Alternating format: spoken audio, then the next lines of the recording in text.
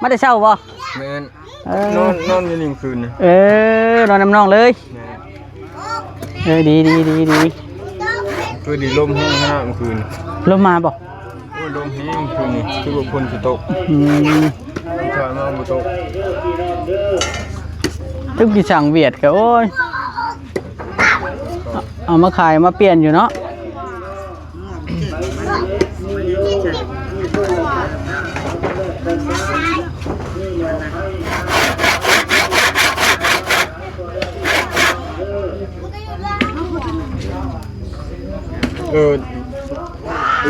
มาเป็ดมีใช่ได้ไปมีเล็กมีโลมีโทรศัพท์ห้างเอามาแลกกันตามมีหมอไฟห้างหมอไฟเทเอามาขายก็ได้เด้อพี่น้องเด้อ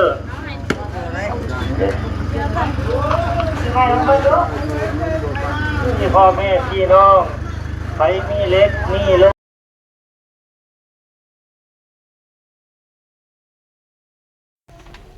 เลยพี่น้องเอ้ยเนาะ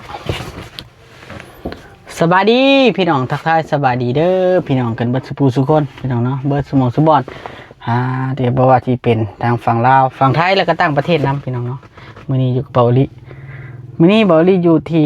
เฮือนเสาเทืองคือเก่าคือเดิมพี่น้องเนาะหลังจากที่เฮาไปสร้างเสามาแล้วพี่น้องเอ้ยสร้างเสาคือว่าอีกประมาณ3 วัน4 วันพุทธเสาสิมาส่งพี่น้องเนาะแต่ว่าเบาลีได้โทรบอกผู้รักผู้ใหญ่เพิ่นแล้วว่าเสาอาจจะมาช้าแน่เพิ่นก็ว่าให้สั่งไว้โลดสั่งก็คือสั่งเสาดิน12 ต้นพี่น้องเนาะขนาดยาวเติบอะไรพี่น้องขนาดก็คือเบาลีบอกว่าให้เอาซ้ำของนุ่มโอเด้อเบาลีว่านะประมาณนั้นละประมาณนี้ถ้าเฮาอยากได้ต่ำเฮาก็ฝังลงเอาเบาลีว่ามันจังบ่อันตรายเฮาได้ฝังพอมันได้เทปูนใช่แน่มันละเลยสิอยู่แบบคงแดดคงฝนนะเนาะคงแดดคงฝนหรือว่าบดเทพื้นก็บดเทข้านเทอย่างก็ได้เอาฝังข้าเอาฝังเรื่องในจังหน่อยนะแล้วเขาได้บอกผู้รักผู้ใหญ่ไปแล้วแต่ละอันนะพี่น้องเนาะแล้วเขาสั่งไว้แล้วก็ต่อมาเขาสิหาเสาไม้แบบนี้นะเสาไม้ก็คือเดี๋ยวเบาลิสิลองถามสร้างที่เฮ็ดเฮือนนุ่มโอนี่ก่อนว่าข้าเจ้าหาได้บ่ถ้าบ่ได้ก็แม่นเบาลิสิไปสั่งลงเรื่อยเนาะข้าเจ้าเพราะว่าเบาลิเคยถามเขาแล้วถามสร้างเลยนะว่าหาให้ได้บ่เสานะเสาประมาณนี้พวกมาจิกไม้หั่งนี่แหละเนาะมาจิกไม้หั่งไม้อันนี้แหละไม้ธรรมดาเฮานี่แหละนะแต่ว่าให้มันคงมันแก่นได้จักน้อยเนาะเอามาละกบให้เลยบ่ลิสิว่าสิแหละสิคิดเสาเท่าใดแล้วก็จะมาแจ้งเสาน่ะประมาณ3 เมตร3 เมตรปลายเนาะ3 เมตร 5บ่ลิจะได้เสา3 เมตร 5 3 เมตร 5กับ3 เมตรทั้งกลางแต่ว่ามาตรฐานบ่ลิจะได้คือ3 เมตร 5เนาะไล่เฮาสิไล่เบิ่งว่าตันเพราะว่าเบ้าลิน่ะยังบ่ได้ฮู้ว่าสิเฮ็ดเฮือนแบบว่าบางเทื่อผู้รับผู้ใหญ่เพิ่นให้เฮ็ดทรงใดกันแท้ 100% แต่ว่าคันเรื่องสร้างเสานี่เบ้าลิจะได้เสามาตรฐานคือ3 เมตร 5สำคัญเบิดแล้วมาเฮาตัดออกจะได้ซำใดนะแต่ว่ามาตรฐานก็คือให้มันสูงไว้ก่อนบ่อยากให้มันต่ำเบ้าลินะบ่อยากให้มันต่ำกับหลังคาแล้วมันสิร้อนเนาะสำหรับเบ้าลิได้เพราะเบ้าลิเฮ็ดแต่ละหลังนี่เบ้าลิบ่อยากให้มันต่ำเกินไปมันสิฮ้อนกับหลังคาว่าเรื่องบ้านแต่ละอันเนาะพี่น้องเนาะครับพยายามเฮ็ดให้ดีที่สุดชำผู้รักผู้ใหญ่เพิ่นมอบให้ FC หลายทานกับดราม่าเบาหลีกันยังมีอยู่ได้พี่น้องเนาะกับในช่องอื่นดอกว่าเบาหลีนี่ไปถ่ายดราม่าดามีเบาหลีจะให้ย้อนกลับไปเบิ่งคลิปรถเป็นเดือนละเบาหลีบ่ได้เกี่ยวกับดราม่าแล้วกันคือว่าน้องแต่นี่ถ่ายแล้วน้องแต่ละดราม่านี่เบาหลีก็ย่าถ่ายแล้วแหละเด้ย่าถ่ายแบบว่าเรื่องดราม่าเนี่ยแต่ว่าเฮาก็ยังถ่ายอยู่เฮาก็ยังหักแพงกันกับน้องมันหั่นน่ะบ่แม่นว่าเฮาบ่หักแพงกันกับน้องมันเฮาหักแพงกันเบิดทุกคนกับน้องกับนุ่งเนี่ยนะเข้ามาเนี่ยนะแต่ว่าเวลาเฮาถ่ายแล้วมันมีดราม่าก็เลยส่วนมากเฮาสิหลีกเลี่ยงตัวมันดราม่านี้เนาะพี่น้องเดี๋ยวเอ้าเข้าใจนำกันในหั่นล่ะพี่น้องเอ้ยเนาะมีหยังก็ได้เบิ่งแยงกันไปเนาะโอเคพี่น้องเอ้ยบัดนี้ไปเบิ่งนำกัน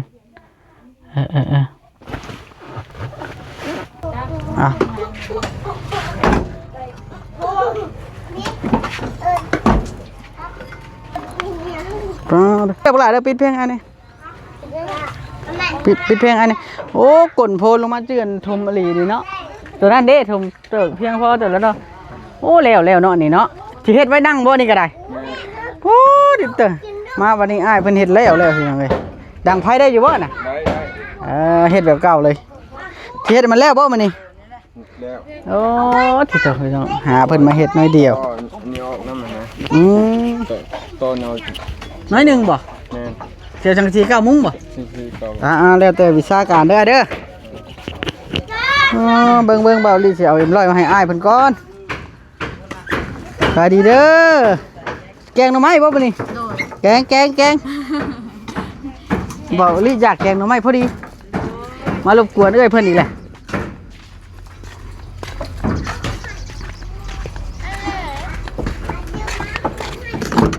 ขยันอีหลีได้อพี่น้องเนาะอ้ายเอ้ยเทือง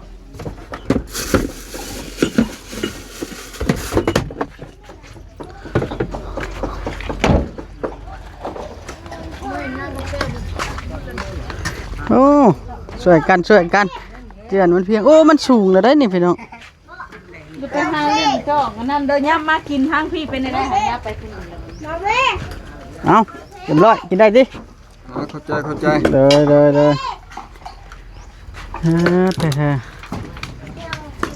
ระวังมันถึกกันเด้อเสียมันน่ะหัวเบะได้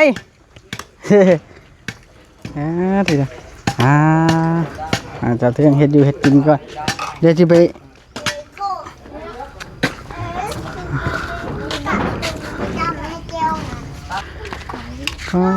ทีเดียวคักเก่งอะไรลูกเจ้าเทืองกับหมู่ครูลาวใส่กันน้องพี่น้อง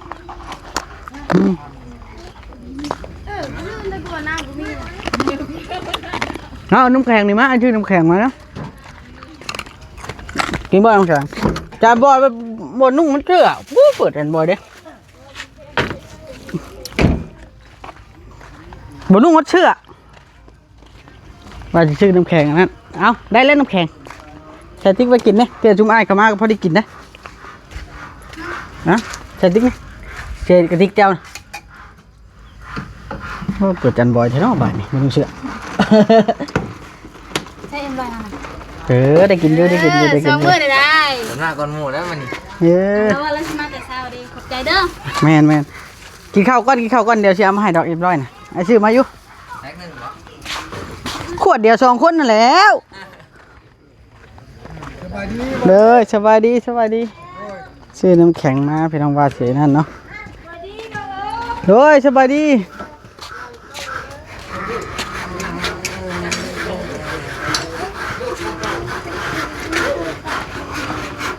จบเก่าหน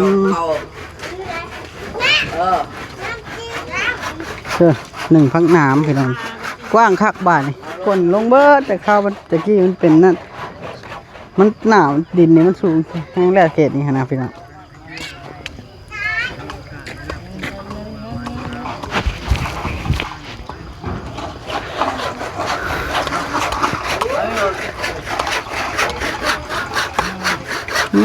เฮ็ดอะไรรอเนาะนี่เฮ็ดขยันอะไรอ้ายชาวเทือง ตัดไม้เห็ดคอนทางนี้ทางหน้า เฮ็ดออกมาจักหน่อยบ่อ๋อเฮ็ดอะไรรอแท้ดิมาชาวเทืองป้าชาวเทืองเราซื้อน้ำแข็งมาไว้ดูทีมงานกินได้พี่น้องความใจดีของเพิ่นหั่นน่ะจักขี่เฮ็ดเท่าใดตอบแทนเพิ่นแล้วนี่พี่น้องใจดีแท้ชาวเทืองใจดี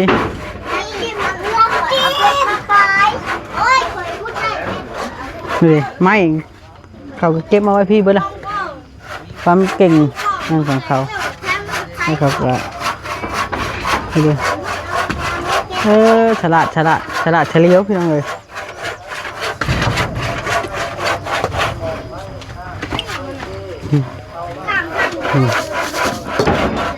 เห็ดนี่พร้อมเราลิเมื่อก้อนเมื่อวานนี่นะจะเพิ่นเห็ดอันนี้ต่อกับหลานเพิ่นนะ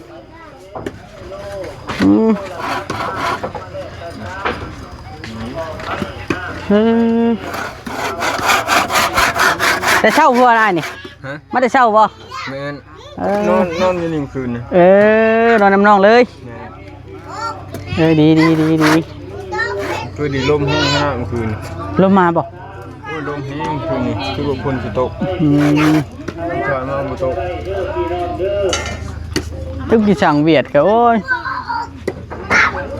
เอามาขายมาเปลี่ยนอยู่เนาะ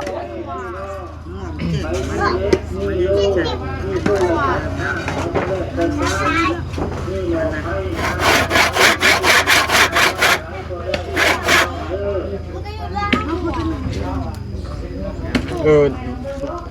ีมากมาเป็ด พ่อ มี แม่ ใช้ได้ พี่ อยู่ น้องไปมีเล็กมีโลมีโทรศัพท์ห้างเอามาแลกกันตามมีหมอไฟห้างหมอไฟเทศเอามาขายก็ได้เด้อพี่น้องเด้อ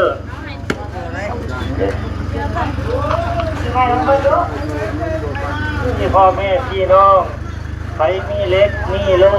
มีโทรศัพท์ห้างเอามาแลกกันตามมีหมอไฟห้างหมอไฟเทศเอามาขายก็ได้เด้อพี่น้องเด้อ มาอ้อยรถคือสิเป็น ที่พ่อแม่พี่น้องใครมีเล็กมีโลมีโทรศัพท์ห้างเอามาแลกกันตามมีหมอไฟห้างหมอไฟเทเอามาขายก็ได้เด้อพี่น้องเด้อไม่ต้องไปดูที่พ่อแม่พี่น้องใครมีเล็กมีโลมีโทรศัพท์ห้างเอามาแลกกันตามมีหมอไฟ เตรียมแกงหน่อไม้สู่ทีมงานกิน เอามาขายก็ได้เด้อพี่น้องเด้อ เจ้าไปหาได้เช่าบ่ไว้อะไรไปกับไผก็เปรมบ่ใจอะไรก็เปรมกันเนาะได้ย้อนอ่ะดีได้แล้วบ่เครื่องแกงนะเพิ่นมีอยู่บ่กินนี่ ชื่อแล้วเรียบร้อย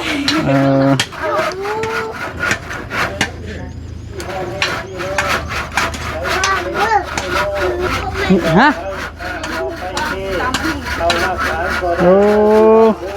คือเฮ็ดจังซั่นละบาทนี่คือมีคนมาคุ้งพร้อมบาดเพิ่นข่อยสิบอกเจ้านี่ บอกว่า ค่อยไปช่างเสาแล้ว แต่เพิ่น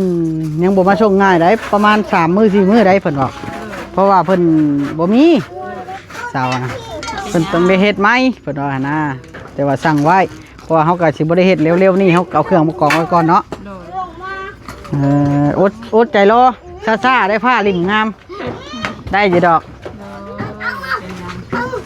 อืม กูขึ้นเครื่องบินไปอ่ะหาขึ้นเครื่องบิน โอ้นมอันนี้เขาให้ลายดีเนาะอ๋อแต่เจ้าก็ได้เช่าว่าเพิ่นเฮ็ดนี่ ไปเศร้าผู้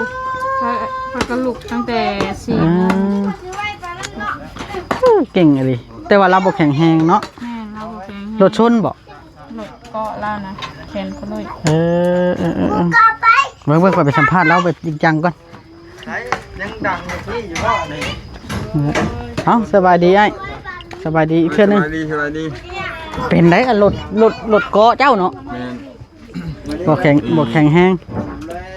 มาแล้ว คอยนั่นรถซาเล้ง อืม คอยนั่นรถจักรบ้านนี้แหละคอยนั่นเลี้ยววิทย์แล้ว ตอนเจ้าเป็นวัยรุ่นนี่บ่ บอสเรื่องหลังนี่นะ โอ้สิเฮ็ดห่างอันนี้ไม้นี่คนออกเบิดล่ะ แม่น เอาเลยเฮ็ดเตียงนั่งพร้อมบ่นี่ มีคนนั่งนี่ ปอเลย เรื่องราวของเราบ่ธรรมดาได้น่าสงสารได้เจ้า แล้วค่อยสิสัมภาษณ์ เจ้าฮู้แล้วบ่ แต่ยังเป็นทางการแบบ แล้ว นี้ ก็ เว บ้า ลาน นี้ กัน แหละติดต่อ สิเอามานี่นิดนึงแล้วนะ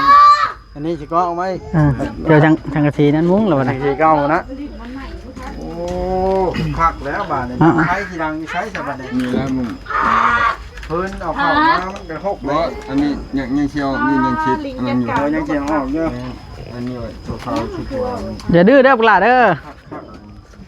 คักแน่นบาดนี่คุยก็บ่ติงอันนี้เนาะ คือน้องๆโอ้แต่เถอะ คนออกเด้ออันนี้คนสิไข่โหดข้าหัว หมู่แล้วบ่น่ะเอาได้ย้อนอีหลีไปเด็กน้อยมวนเก่งอีหลี นอนอยู่พี่บ่คืนนี้ เจ้าเทืองเราสอนได้ดีได้สอนลูกเราพี่น้องเลยได้ยอดสอนลูกสอนเต้าแล้วได้ดีเด็กน้อยบางคนนี่เขาบ่เฮ็ด เด็กๆเจ้าเป็นคนโกงจนแล้วนะน้ำไม้เอามาใช้แต่แค่เรื่อง ไปหา ไปหามาละประจันเบาลิลี ได้หินน้ำบ่นางหน่อยน้ำเบาให้เอาน้ำบ่ มือนั้นชักน้ำมัน พอแล้ว ควักเงินในถุงไปซื้อลาบงัวมาสู่กันกินเราลีก็กินน้ พอลิกินน้อยเดียวหนึง ำน้อยมาได้ทานด้วยมันใหญ่ครับ โอ้ยมีแต่พ่อแพทย์ก็บอกบอสหากิโลพ่อแพทย์ก็บอกบอสหนึ่งตัวอันตรายของอาหารเลยบรรลัยอาหารเลยพวกใช่ปะน้ำบ่ ตอนนี้ก็ซื้อสุกิน มื้อนี้ค่อยแจ้งข่าวดี เอาดีโลได้เลย ค่อยให้เบ้าจ้อยฝากเบ้าจ้อยชื่ออันหมอหนึ่งมาให้ไหม ฝากเบ้าจ้อยชื่อโทรบอกเบ้าจ้อยจักเบ้าจ้อยชื่อได้หรือว่า ไปจี้กี้ ดีใจบ่เอ้ยเถียงได้หมอหนึ่งกับหวดพร้อม แจ้งเล่าแล้วฟังข่าวแล้วนะ แจ้งเหรอ โอ้ เจ้าหน่อยเบาเวียงชัยเราว่าคืออยากมีข่าวดีอีกแน่นอนจักเล็กจักหน่อยนะ รุ่นนี้เลย ได้รุ่นอีกแล้ว เราเลี้ยงใช้ตั้งแต่เมื่อวานเฮ้ยบ่แม่นเนาะบอลลี่เนาะบอลลี่วัน ไม่ล่ะ มาลีน้องมาเรียงนะ แม่นนะ เอามาพี่ เบ่าวอีหยัง บ่แสน แสน มันมากับเบ่าวแสนหาเบ่าว มาชา ชา ลี ลี นั่นแหละเอ้ยเริ่มเอาสั้นๆเลย เรามาแจ้งข่าวดีบ่นะกะ เจ้าเชื่อแล้วว่าเมื่อวานนี่ข่อยก็มีเล็กๆและน้อยเราอ่ะ ดีล่ะได้ข่าวดีตลอดเวลาแท้นี่ มีเยอะเล็กๆและน้อยนะเราอ่ะ เบิ่งลูกๆแล้วนี่โอ้ยเก่ง ใครก็คือ ตำรวจเสร็จร้อยเลย ดีใจน้ำดีใจน้ำแล้วสิสัมภาษณ์ทั้งอ้ายเพิ่นแบบจริงจังบ่นี่บ่บอส พลาดจังนั่งคุยกันเลย เพราะว่าอุ้ยไม้ข่อยก็เต้นหนี่ครับ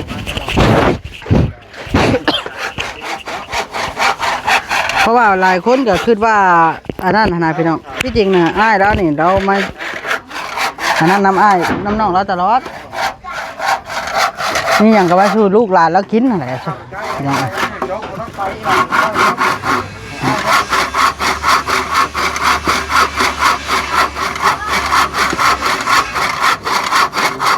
ขยันทำงานอะไรนี่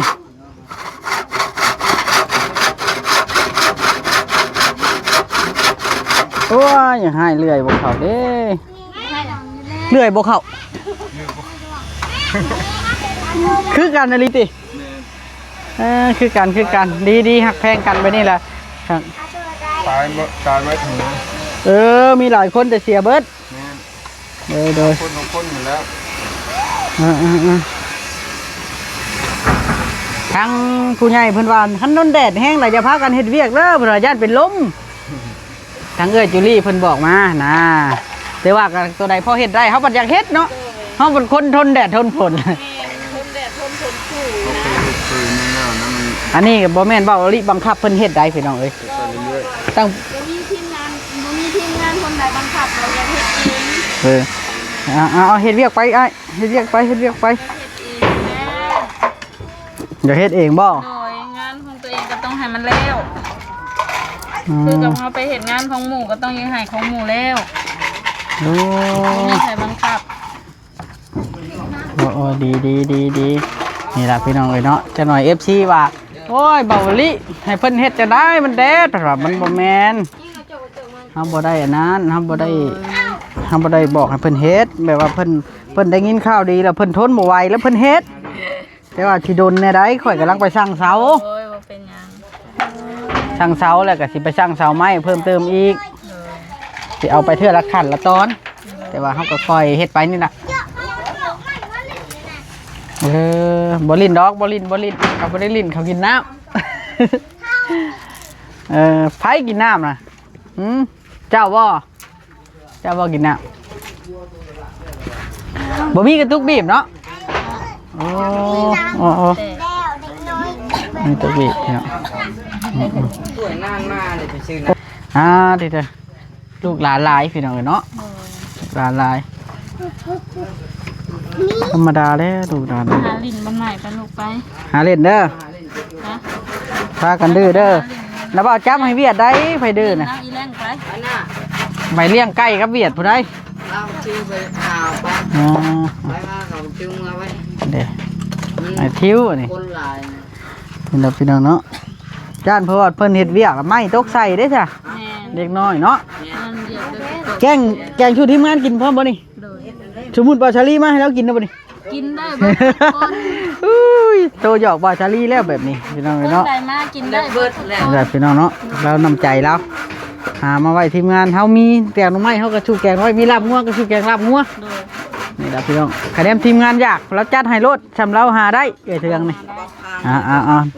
สู้ไปเดี๋ยวเทืองกับพี่ชายเดี๋ยวสิจบคลิปก่อนเด้อบัดนี้เด้อโดยสบายดีโอ้พี่น้องเนาะดีใจนํสู้ชีวิตอหลี ไป